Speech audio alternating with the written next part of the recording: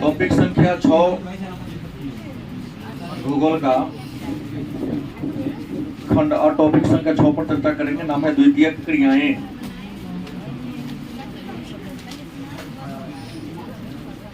द्वितीयक क्रियाएं।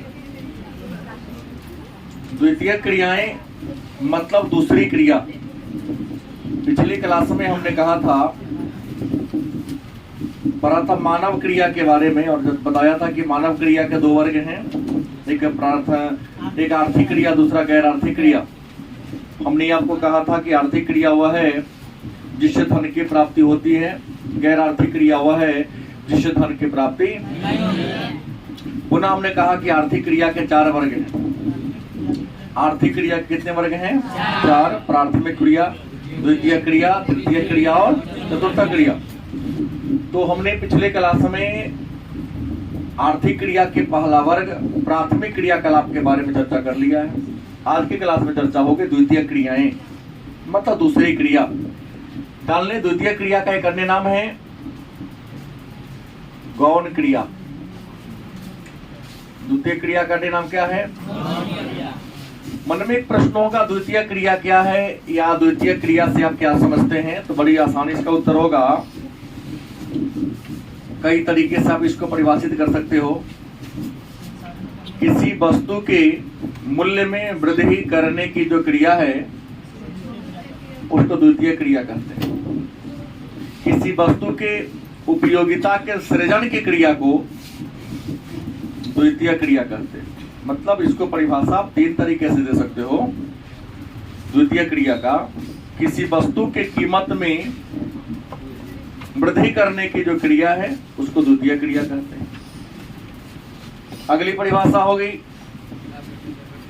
किसी वस्तु के उपयोगिता को बढ़ाने वाली जो क्रिया है उसको द्वितीय क्रिया कहते हैं। इसको अन्य तरीके से कह सकते हैं कि प्रकृति से जो वस्तु हमें प्राप्त होती है उस वस्तु के रंग, रूप, आकार, प्रकार को बदलकर उसकी कीमत को बढ़ाने की, उसकी उपयोगिता को बढ़ाने की जो क्रिया है उसी क्रिया को हम द्वितीय क्रिया या गौण क्रिया या गौण व्यवसाय के नाम से जानते हैं। द्वितीय क्रिया का हमने उदाहरण दिया था। अगर उदाहरण की बात कर ले कि द्वितीय क्रिया का उदाहरण क्या होगा, तो निर्माण व विनिर्माण। मतलब किसी वस्तु को निर्माण करने वाला या जो अर्धनिर्मित वस्तु है पुनः उसको और अधिक उपयोगी बनाने वाली जो क्रिया है उसको हम द्वितीय क्रिया के नाम से जानते हैं। आप इसको उद्योग और व्यवसाय भी ले सकते हैं। कहने के लिए इसको आप उद्योग और व्यवसाय भी कह सकते हैं। मतलब द्वितीय क्रिया में हम लोग किसके बारे में चर्चा करेंगे? उद्योग के बारे में चर्चा करेंगे। किसके बारे में चर्चा करेंगे? उद्योग के बारे में क्या करेंगे? इसको हम कह सकते हैं कारखाना। क्या जी? के बारे में चर्चा, अंग्रेजी में इंडस्ट्री कहते हैं। तो उद्योग क्या है? उद्योग की विशेषता क्या है? तो पहले जानते हैं उद्योग कहते किसे, फिर उद्योग का वर्गीकरण पढ़ लेंगे, फिर उद्योग की विशेषता के बारे में चर्चा हम लोग करेंगे। तो उद्योग या कारखाना उस स्थान को कहते हैं जहां प्रकृति से जो वस्तु हमें मिलती है उस वस्तु को यंत्र की सहायता से, मशीन की सहायता से, ऊर्जा की सहायता से, श्रम की सहायता से उसके रंग, रूप, आकार, प्रकार को बदलकर उसके उपयोगिता को अर्थात उसके कीमत को बढ़ाया जाता है। नहीं, उद्योग एक स्थान होता है, एक जगह होता है जहां पर आप किसी वस्तु के रंग, रूप, आकार, प्रकार नहीं वो बदलकर उस वस्तु की उपयोगिता को आप क्या कर देते हो? बढ़ा देते हो। तो ऐसी जगह को हम, उसी स्थान को हम क्या कहते हैं? और शायद आपको पता है कि औद्योगिकरण की शुरुआत सबसे पहले इंग्लैंड से हुई थी। औद्योगिकरण की शुरुआत कहाँ से हुई थी? इंग्लैंड से। इंग्लैंड के बाद औद्योगिकरण बेल्जियम में आया था। कहा था। और औद्योगिकरण की शुरुआत इस कारखाना से हुई, उसका नाम था सूती वस्त्र। क्या जी? इसलिए सूती वस्त्र उद्योग को हम मातृ उद्योग के नाम से जानते हैं। मातृ उद्योग किसे कहते हैं? क्योंकि यहीं से शुरू हुआ था। क्या जी? उम्मीद है ये बात तो पहले से आप लोग जानते ही थे। अब उद्योग क्या है जान गए, कारखाना क्या है जान गए कि कारखाना की जगह होता है, एक ऐसा घर है, एक ऐसा स्थान है जहां प्रकृति से हम जो वस्तु लाते हैं, जैसे कपास लाए, कपास का धागा बना दिए, धागा से कपड़ा बना दिए, तो कपास की कीमत कम, धागा बनकर उसकी कीमत और ज्यादा, और उसका कपड़ा बना दिए उसका कीमत और ज्यादा हो गई। नहीं, कपास से हम प्रकृति से गन्ना लाए, गन्ना से हम उसका गुड़ बना दिए, चीनी बना दिए, मिश्री बना दिए। तो प्रकृति से हम जो वस्तु प्राप्त करते हैं, उस वस्तु को रंग रूप आकार प्रकार बदलने वाला जो जगह होता है, जो स्थान होता है, उसी स्थान को हम कारखाना एक प्रकार का घर के समान है कि नहीं है? अब सवाल है तो उद्योग को कितने वर्ग में बांटा गया है? तो उद्योग को अनेक रूप है, लेकिन उद्योगों को वर्गीकरण 5 आधार पर किया है। भारत कहिए तब चाहे संसार कहिए, कारखाना को कितने आधार पर बांटा गया है? 5 आधार पर कारखाना को बांटा गया है। पहला है आकार के आधार पर। पहला क्या है? आकार के। कारखाना का, उद्योग का पहला वर्गीकरण क्या है? आकार, साइज। नहीं, बहुत छोटा होगा, उससे थोड़ा बड़ा होगा, या बहुत बड़ा होगा। दूसरा वर्गीकरण है उत्पाद की प्रकृति के आधार पर। उत्पाद की प्रकृति के आधार पर। तीसरा वर्गीकरण है कच्चे माल के आधार पर। कच्चे माल के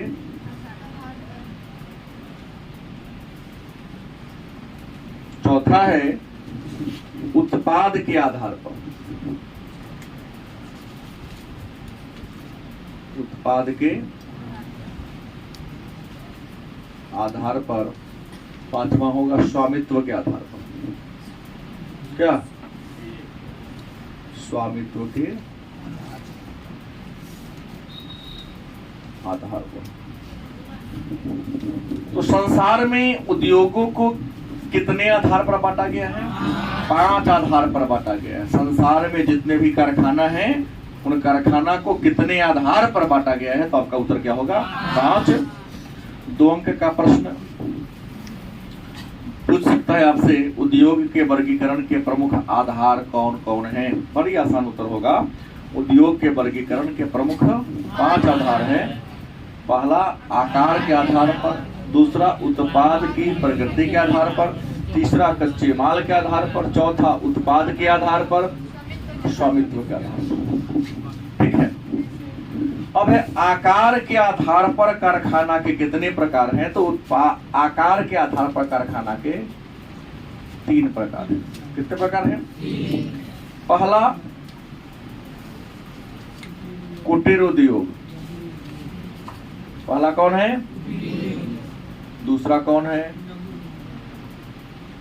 लघु उद्योग। तीसरा कौन है? बृहद पैमाने का उद्योग। मतलब आकार, मतलब साइज होता है। आकार के आधार पर कारखाना के कितने प्रकार हैं? उम्मीद है आप 10 क्लास में भी इसको पढ़ा है। कुटीर अपने घर में,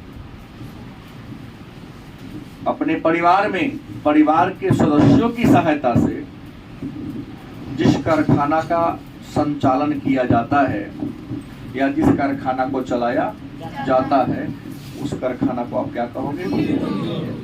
क्या कहोगे? जैसे अगरबत्ती बनाने का हो, फूल बत्ती बनाने का हो, मोमबत्ती बनाने का हो, पत्ता जो ही बन रहा है वही वाला, या जो भी हो, भोज में चल रहा थाली, थाली उद्योग, बीड़ी उद्योग नहीं, तो इस कारखाना को आप क्या कहोगे? टुकड़ी बनाना हो, रस्सी बांटना हो, समझ में आ गई? अब लघु उद्योग मतलब वह कारखाना, वह उद्योग जो एक क्षेत्रीय आवश्यकता के अनुसार वस्तु को उत्पादन करते हैं, कोई राष्ट्रीय नहीं, अपने क्षेत्र के जरूरत के अनुसार। इसमें मशीन का यूज होता है, बाहर से लेबर ही, बाहर से कच्चा माल भी क्या किया जाता, मंगाया। तो ऐसे कारखाना को हम, यहाँ पूर्णता परिवार है कि परिवार से बाहर, लेकिन क्षेत्रीय जरूरत के समान ही बनाता है। गलत कि सही? लघु हो गया बीच का। अब बृहद माने बहुत बड़ा, जिसमें हजारों श्रमिक, हजारों करोड़ रुपया जिसमें लगता है बनाने में, सैकड़ों एकड़ में जिसका विस्तार है, जिसमें हजारों लेबर एक साथ क्या करते हैं, या शिफ्ट बाय शिफ्ट काम करते हैं। यहाँ पर हर काम मशीन की सहायता से होता है। इंसान मशीन को ऑपरेट करता है, लेकिन होता किसकी सहायता से है? जैसे लोहा इस्पात कारखाना। गलत सही? सबका मुंह मशीने से होता लगभग। इंसान तो मशीन को क्या करता है? ऑपरेट करता, चलाता है। एक 2 अंक का प्रश्न आ सकता है कि आकार के आधार पर उद्योग के प्रमुख वर्ग कौन कौन है, नाम लिखें। अब लिखेंगे आकार के आधार पर उद्योग के प्रमुख 3 वर्ग हैं, 3 का नाम लिख दो, 2 अंक दे देगा आपको। अगला है उत्पाद की प्रकृति के आधार पर, मतलब उत्पाद, कारखाना में कोई ना कोई सामान तो बनता होगा कि नहीं बनता है? तो कारखाना में जो सामान बनता है, उस सामान की प्रकृति के आधार पर, माने बनने वाले, तैयार होने वाले सामान की प्रकृति होगी ना? या तो खाने वाला होगा, ना तो बैठने वाला होगा, ना तो हौला होगा, ना तो क्या होगा, भारी होगा, या तो दवा बनेगी, या कुछ ना कुछ तो बनेगा। तो कारखाना में जो सामान बनता है उसी को कहते हैं उत्पाद। और हर उत्पाद की मतलब हर वस्तु का कोई ना कोई फीचर होता है, कोई ना कोई गुण होता है। तो उत्पाद की प्रकृति के आधार पर कारखाना के कितने प्रकार हैं? 2 प्रकार है। एक है हल्का उद्योग और दूसरा कौन है? भारी उद्योग। अब कहेंगे सर ये हल्का उद्योग क्या है? तो कुछ ऐसा कारखाना है जिसमें वस्तु को बनाने के लिए कच्चा माल का हम यूज करते हो, कच्चा माल भी होला होता है, और जो सामान बनता है ना, तैयार होता है, तैयार माल भी होला होता है। तो जितना भी इलेक्ट्रॉनिक सामान है, उन सारे इलेक्ट्रॉनिक सामान को गौर से देखिए तो उसका कच्चा माल भी होला होगा, और जो सामान बन जाएगा उस सामानों क्या होगा? नहीं, वह कारखाना, वह उद्योग जिसमें जो सामान बनता है, जो वस्तु बनता है, वह वस्तु का वेट भी होला है, और कच्चा माल के रूप में जिस पदार्थ का हम यूज करते उस सामान भी क्या है? उसे क्या कहोगे आप? हल्का उद्योग। भारी उद्योग ऐसे कारखाना जिसमें जो हम कच्चा माल यूज करते हैं वो भी क्या है? और जो सामान बनता है वो क्या है? मतलब जिस वस्तु को या जिस पदार्थ को हम कच्चा माल के रूप में यूज करते हैं वह कच्चा माल भी क्या है? और जो सामान बन के तैयार होता है वह सामान भी क्या है? भारी है। तो आप उसे क्या कहोगे? जैसे लोहा इस्पात उद्योग, एल्यूमिनियम उद्योग। गलत कि सही? लोहा का कच्चा माल भी भारी है, और लोहा ऑलरेडी निकलता है तो भारी होता है। जो सामान बना वो भी भारी, और जिसका मैंने कच्चा माल में यूज किया वो भी क्या है? तो क्या कहेंगे? भारी उद्योग। अब कच्चे माल के आधार पर देखिए, हर कारखाना में जो कच्चा माल यूज करते हैं वह कच्चा माल कहीं ना कहीं से आता है। आता है कि नहीं आता है? कच्चा माल थोड़ी नहीं कहीं सब आता है। सभी कारखाना का कच्चा माल अलग अलग क्षेत्रों से आता है।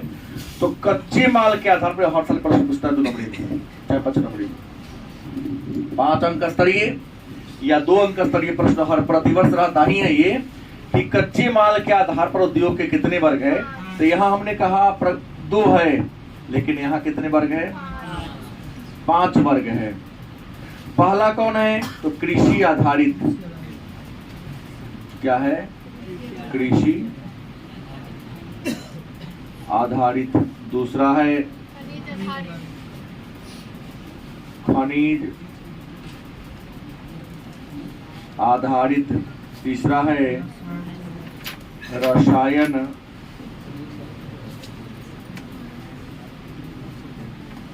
आधारित। चौथा है पशु आधारित। पांचवा है वन। थोड़ा गौर करेंगे तो प्रश्न आसान है, अगर दिमाग नहीं लगेंगे तो सब चीज भारी होता है क्या। तो कच्चे माल के आधार पर कारखाना के कितने प्रकार?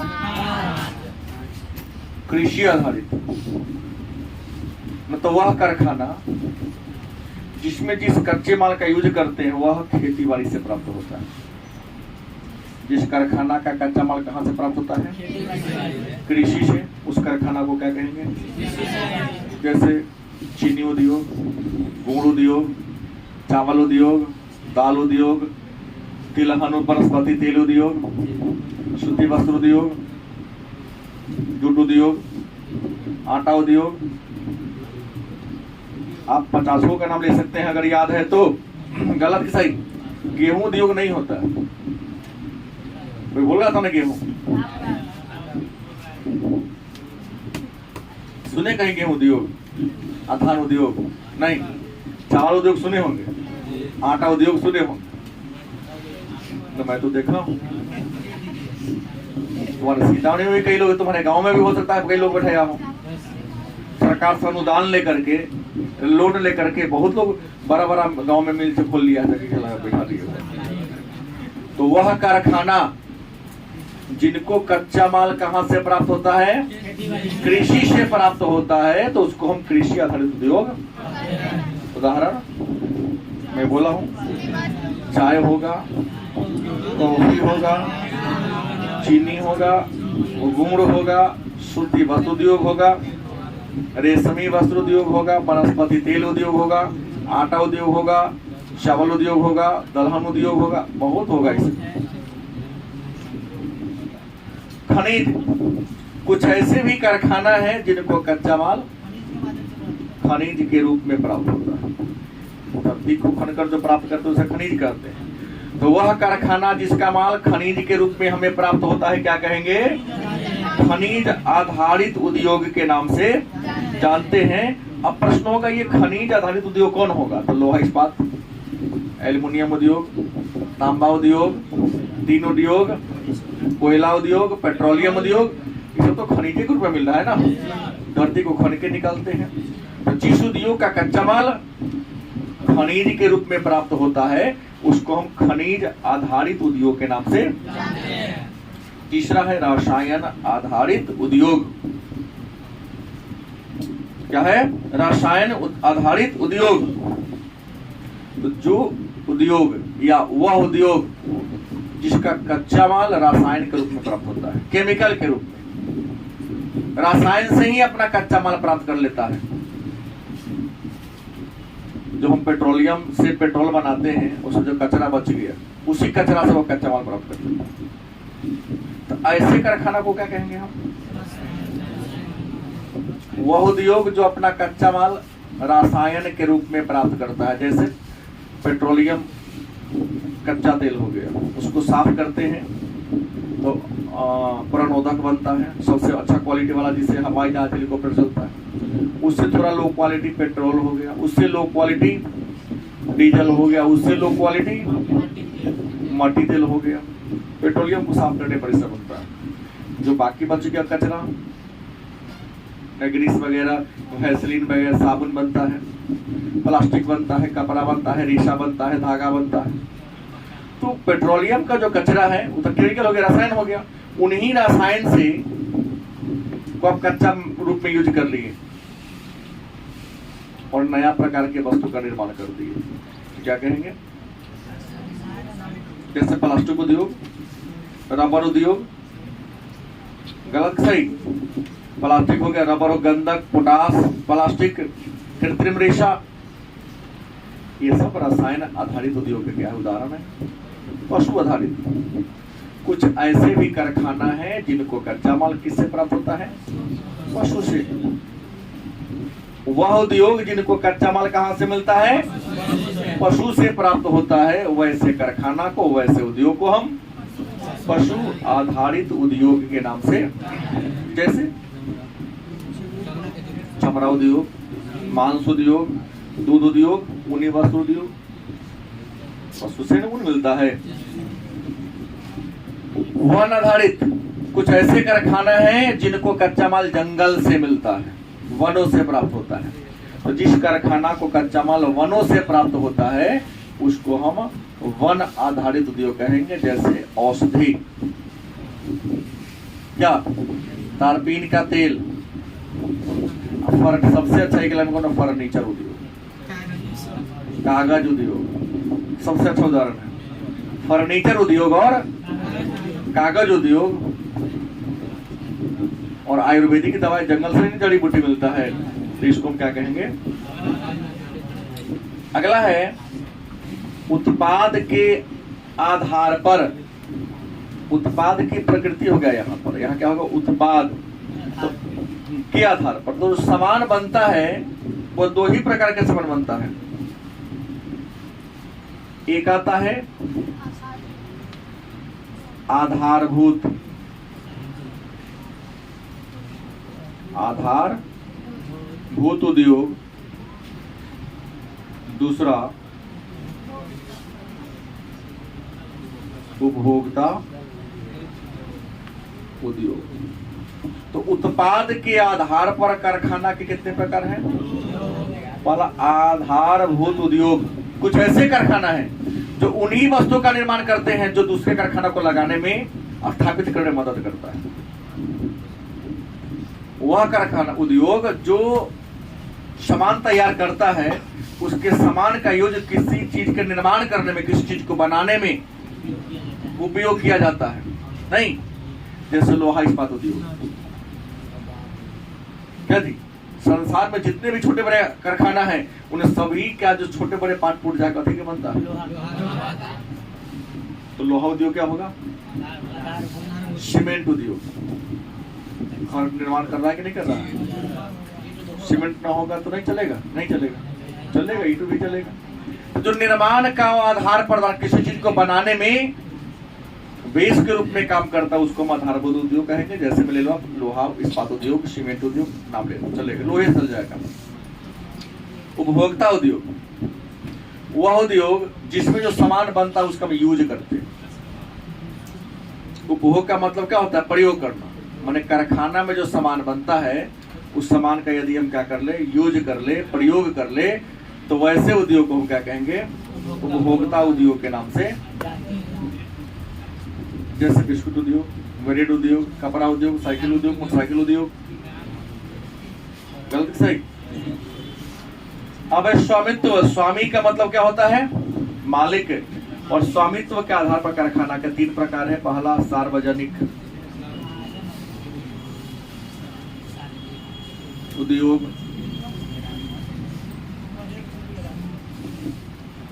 दूसरा निजी उद्योग, तीसरा सहकारी। मन में प्रश्न होगा ये सार्वजनिक उद्योग क्या है? गलत, जिस उद्योग का मालिक सरकार हो, न तो सबके लिए नहीं। जिस उद्योग का मालिक क्या हो उसे क्या कहोगे आप? जिस कारखाना का मालिक कोई एक व्यक्ति हो, क्या कहेंगे? मतलब जिस कारखाना का मैनेजमेंट, प्रबंधन भारत सरकार के हाथ में या राज्य सरकार के हाथ में हो, जिस कारखाना का उद्योग का मैनेजमेंट कोई निजी व्यक्ति के हाथ में हो उसको निजी उद्योग। सहकारी, दो या दो से अधिक व्यक्ति जब किसी कारखाना का मैनेजमेंट करता हो, देख रेख करता हो, तो उसे क्या कहेंगे हम? अब सवाल एक नया आता है कि ये बात तो हम लोग क्या कर लिए, जान लिए, तब मन में होगा कि सर औद्योगिकरण की विशेषता क्या है, या बड़े पैमाने के उद्योग की विशेषता क्या है। बड़े पैमाने का जो उद्योग है, मन में होगा ना इसकी विशेषता क्या है। कोई ना कोई फीचर तो होगा। या निर्माण उद्योग की विशेषता क्या है, तो पहली विशेषता है क्या, यंत्रीकरण। क्या है, कारखाना तब कहलाएगा जब उसमें आप यंत्र का यूज करोगे, मशीन की सहायता से आप किसी सामान का निर्माण करोगे। क्या थी दूसरी विशेषता है, कौशल का विशिष्टीकरण। कौशल का विशिष्टीकरण। कौशल का विशिष्टीकरण मतलब क्या होता है कि हर कारखाना किसी खास प्रकार के वस्तु को बनाने में निपुण होता है। गलत सही, जैसे नमक बहुत सारी कंपनियां बनाती है, लेकिन टाटा का जो प्रोडक्ट है उससे बेहतर अभी है, उसके बराबरी का भी कोई नहीं बना पा रहा। कीमत सेकेंडरी मैटर है। गलत सही। ये सॉफ्ट ड्रिंक्स बहुत सारी कंपनियां बना रही हैं, लेकिन जो quality Coca Cola, Thums Up दे दिया, नैका जो भी है माउंटेन ड्यू वगैरह, उसका टेस्ट ही अलग है। डिमांड कम है ना मार्केट में, मजबूरी बस आप ये ले लेते हो, लेकिन वह क्वालिटी उसके पास क्या है, वह टेक्नोलॉजी विशिष्टीकरण प्राप्त कर लिया है। च्यवनप्राश सभी कंपनी बना रही, लेकिन डाबर का जो टेस्ट है, डाबर का जो क्वालिटी है, शायद अन्य में। जैसे छोटे शहर में हम लोग रहते हैं, आपके खान पान की बात को ले लिया जाए, समोसा आप लोग को प्रिय है, तो जितना सुंदर समोसा मधुर जलपान या कृष्णा स्वीट्स का हो जाता है, देखो कितनों करेगा, अन्य होटल वाला नहीं दे पाता है। वैसे कहेगा नहीं हम दाम कम लेते हैं, दाम तुम्हें दाम लो ना, उतना क्वालिटी वो दो, तो उस क्वालिटी को बनाने वाला तुम्हारा कारीगरी ना होगा। वो जो रसगुल्ला बनाता है, उसके रसगुल्ला में जो स्पंज होता है ना, अन्य किसी में क्या होता है, नहीं होता है। क्योंकि ये लोग अधिक मुनाफा कमाने के लिए क्वालिटी उसका गिरा देते हैं। और कोई क्वालिटी 10 रुपया कीमत ज्यादा लेता है, लेकिन क्वालिटी से समझौता। मोबाइल बहुत सारी कंपनी बनाती है, लेकिन जो एप्पल है कीमत ज्यादा है, लेकिन अपने ब्रांड को बरकरार रखने के लिए काबिलियत से विशिष्टीकरण कौशल का समझौता नहीं करती। बिके या ना बिके, हम क्वालिटी कम नहीं करेंगे, और क्वालिटी कम नहीं करेंगे तो दाम नहीं कम करेंगे। अब बाकी तो कंपनी देखा कि बिक्री घट गया, क्वालिटी से समझौता कर लिया, ऑफर देता है। प्रौद्योगिकी नवाचार, सबसे बड़ी विशेषता क्या है प्रौद्योगिकी नवाचार। मतलब हर प्रतिदिन, दिन प्रतिदिन, हर दिन, हर वर्ष, हर महीना एक नया नया मशीन लॉन्च कर रहा है। कारखाना के क्षेत्र में जो नया नया मशीन, प्रौद्योगिकी, टेक्नोलॉजी लॉन्च कर रहा है, उसको हम क्या कहेंगे, प्रौद्योगिकी नवाचार कहेंगे। नहीं, कभी कभी देखते हैं वीडियो यूट्यूब पर देता है, आप लोग जैसे आलसी लोगों के लिए बच्चा पढ़ रहा है, पर टेक्निक बना दिया है कि यहाँ सेब काट लेगा, यहाँ ये करेगा, पाइप के पास घूमते हुए आएगा, आपको मुंह में खिला देगा, जूस बना देगा, पेड़ क्या आएगा, और इतना टाइमिंग सेट किया हुआ है कि पहले का घोट पी लेंगे, दूसरा घोट के गिराएगा वो। देखिए आप लोग, ये हम ही देखेंगे, वो आप लोग भी देखते हैं। तो ऐसा नहीं सर ले जी आती है ओम प्रकाश।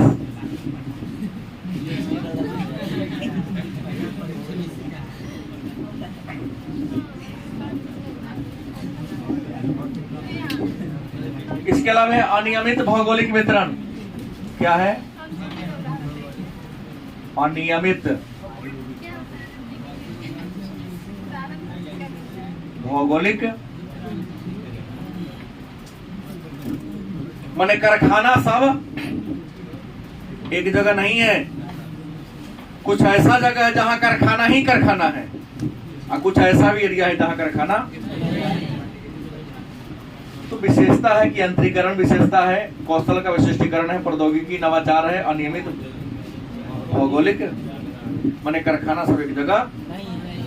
ठीक है, नया प्रश्न आता है उद्योगों के स्थानीयकरण के कारण। उद्योगों के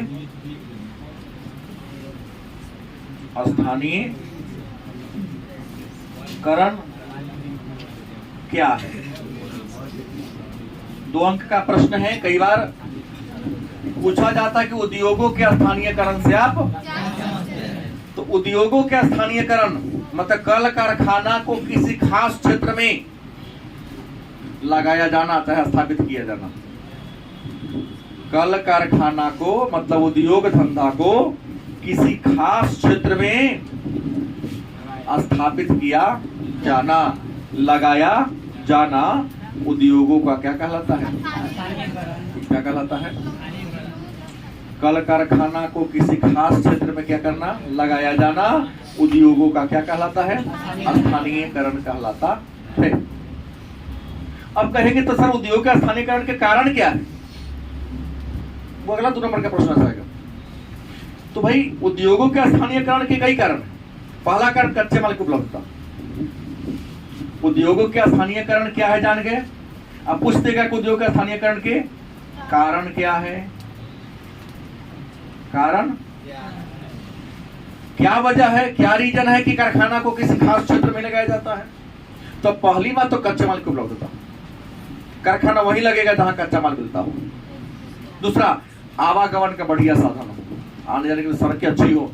कोई कारखाना लगा दिया, जैसे एक बार सुनने में आया था कि सीतामढ़ी में एक NH 104 पर एक जगह है, बकरी से आगे पमरा, बिजली डिपार्टमेंट का वहां पर सामान रखा हुआ था। जब बड़ा वाला ट्रक आया था, पमरा बोला हूँ, जहाँ 0 माइल बनने जा रहा है, हाईवे पर जहाँ 0 माइल बनने जा रहा है, बनने का जरा घोषणा हो ही गया, कोई 0 माइल बनेगा, शहर में एंट्री नहीं करने देगा, बस ट्रक वहीं से मूव करना पड़ेगा। ऐसा होता ही है। तो प्रश्न ये होगा कि बिजली डिपार्टमेंट का वहां सामान रखा हुआ था, शायद कितना बड़ा ट्रक आया था कि ट्रक को घुमाने के लिए कई घर को तोड़ा गया, नया रोड को बनाया गया। ट्रक घूम गया तो जिसका घर टूटा था उसके घर को बनाने के लिए पैसा दिया गया, तब निकला। पूरा रोड को खाली करा दिया गया था। वहां सीतामढ़ी होकर गुजरी थी, पूरा सबको खाली कराया गया था। इतना बड़ा ट्रक तो घुमाना आसान नहीं था। तो कुछ लोग है ना 70-80 उससे ज्यादा उसमें चक्का लगा हुआ था, भारी भारी। हाँ, कैसे बड़ा लंबा चौड़ा रहा होगा। तो प्रश्न है कि लगाने का स्थानीयकरण का पहला रीजन कच्चे माल क्यों लगता था, दूसरा आवागमन के, तीसरा बाजार की निकटता। कारखाना लगल है अमेरिका में, सामान बिकाने आएगा कहाँ? बिहार में। प्रश्न क्या होगा, मान के धोले में महंगा पड़ जाएगा। तो बाजार आसपास में हो। चौथा कारण लेबर आसानी से क्या हो जाता हो, मिल जाता हो। बिजली माने मशीन को चलाने के लिए सस्ता में क्या मिल जाता हो, बिजली मिल जाता हो। और सरकार की नीति क्या हो, अच्छी हो, कारखाना वहीं लगेगा। ये रीजन है, कच्चा माल हो, आने जाने की सुविधा हो, सरकार की सुरक्षावादी नीति हो, परिवहन के अच्छे साधन हो, बिजली प्रचुर मात्रा में मिलती हो, जल भी हो। वहां पर जहां पर चीज होगा वहीं कारखाना लगेगा। अब बिहार में कुछ नहीं है, इसमें कच्चा माल तो है नहीं। बालू और बाढ़ बिहार की पहचान है। बिहार की पहचान क्या है, तो बालू और बाढ़। सड़कें अच्छी नहीं है, आगे बनते पीछे टूटती है, दलदली भूमि है, भारी गाड़ी यहाँ पर आ नहीं सकता है, रोड को धंसा देता है। कहते कि रोड नया बनता है, बीच में उठ जाता, कहते कहते धंस जाता है ट्रक के चक्का से, मानसी ले गया। तीसरी, बिहार में बिजली वोल्टेज से नहीं रहता है, कई बार तो बेचारा फिलामेंट भी शर्माने लगता है कि जले या ना जले, जले या ना जले। ऐसा होता है। कहीं ट्रांसफार्मर गाँव उड़ गया, रिक्वेस्ट करते रहो तो शहर है कि जल्दी लग जाता है।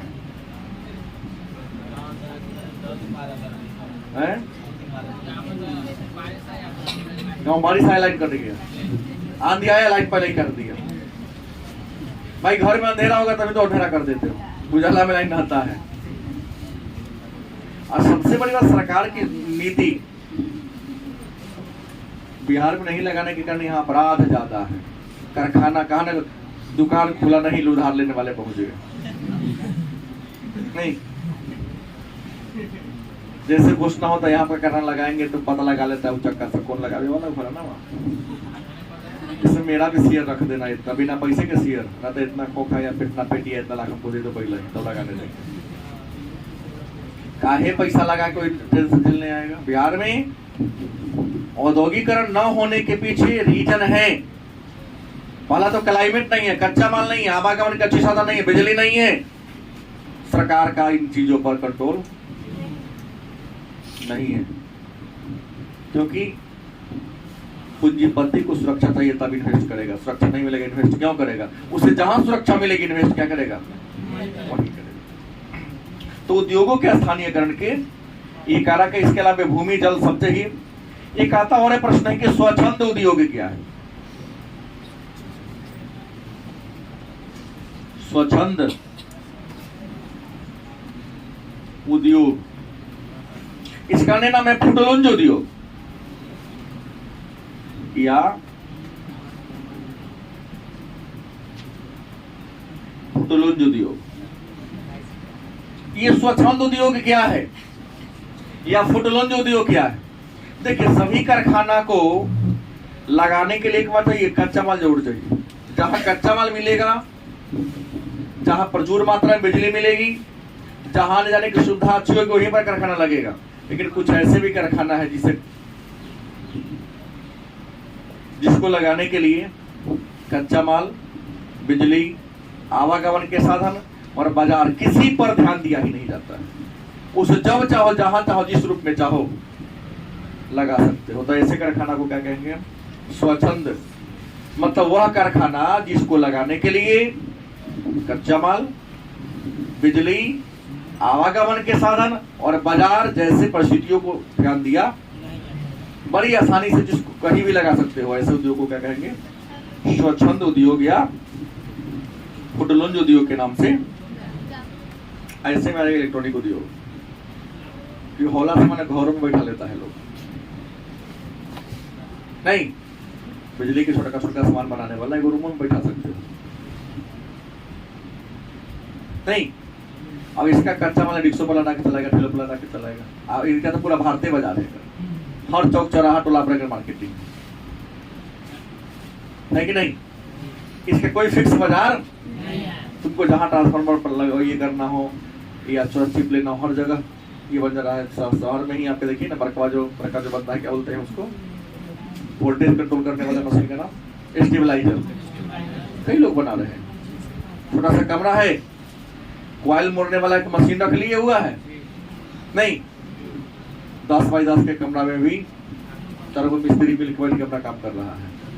मशीन कोई बना रहा है, असेंबल कोई कर रहा है, कम दाम में हो जा रहा है। उसके लिए ज्यादा बगल में ट्रांसफार्मर लगवाने की 3 फेज लेने की भी जरूरत नहीं है। तैयार माल हो गया तो मोटरसाइकिलों पर लाद के घरे पहुंच जाएगा। कच्चा माल लाता वो मोटरसाइकिल पर लाके चलाता है। तो वो उद्योग जिसको लगाने के लिए कच्चा माल, आवागमन के साधन, बिजली, इन चीजों को ध्यान दिया नहीं जाता, उसे क्या कहेंगे? स्वच्छंद उद्योग के नाम से। एक और प्रश्न आता है कि मौसमी उद्योग क्या है?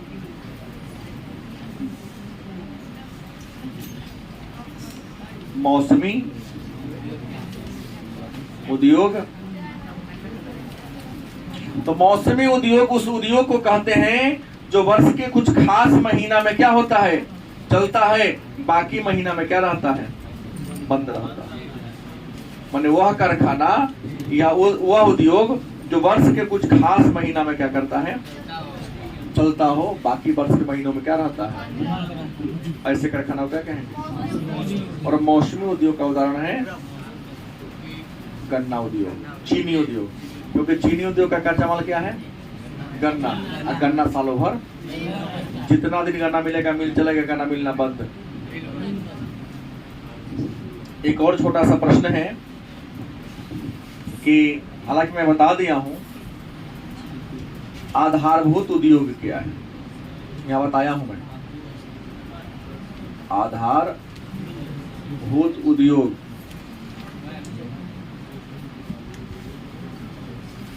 तो आधारभूत उद्योग उस उद्योग को कहते हैं जो अन्य सारे उद्योग को स्थापित करने के लिए क्या प्रदान करते हैं, आधार प्रदान करते हैं। वह कारखाना, वह उद्योग जो अन्य उद्योग को स्थापित होने के लिए क्या प्रदान करते हैं, आधार प्रदान करते हैं, वैसे कारखाना को हम आधारभूत उद्योग के नाम से। और आधारभूत उद्योग का उदाहरण कौन है, लोहा इस्पात उद्योग। गलत सही, क्योंकि संसार में अन्य जितने भी उद्योग हैं उन सभी उद्योग को आधार छोटे बड़े पार्ट पुर्जा कौन प्रदान करता है, लोहा इस्पात ही करता है।